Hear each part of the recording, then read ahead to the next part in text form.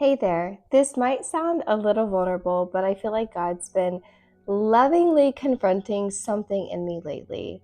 I think for a long time, I've lived with this quiet pressure.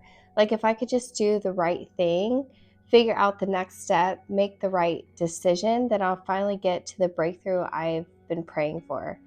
It's not like I think God needs me to be perfect, but if I'm honest, there's a little part of me that still wants to prove to God that I'm ready for his blessings. But the other day, I felt God speak something personal to my heart. I felt him say, I don't love you because you're a good girl. I love you because you're my girl. And it just stopped me. I don't know if you've ever felt that kind of pressure too.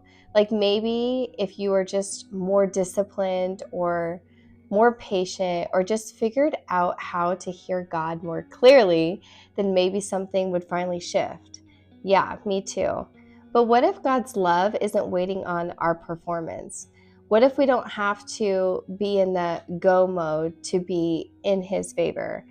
I've been reading Joshua 5 lately, and it's the part right before the walls of Jericho fall.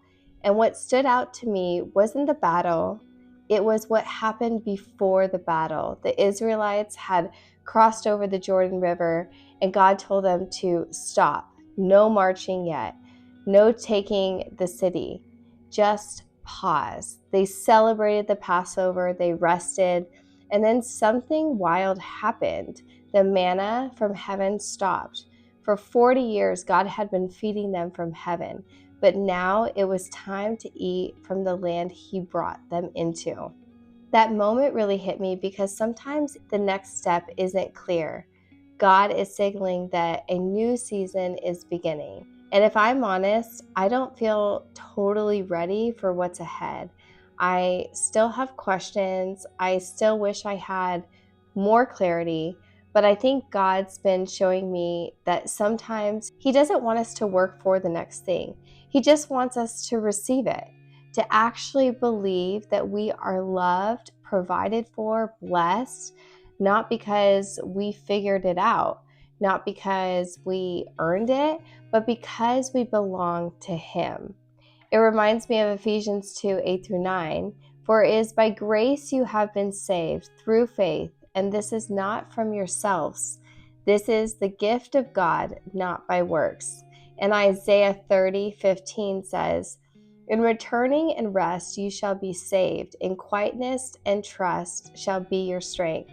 Not hustle, not having it all together, definitely not striving. So if you're feeling a little stuck right now, not sure what's coming next, feeling like you're kind of this in between something, maybe that's actually a sacred place. Maybe God's not asking you to hustle harder.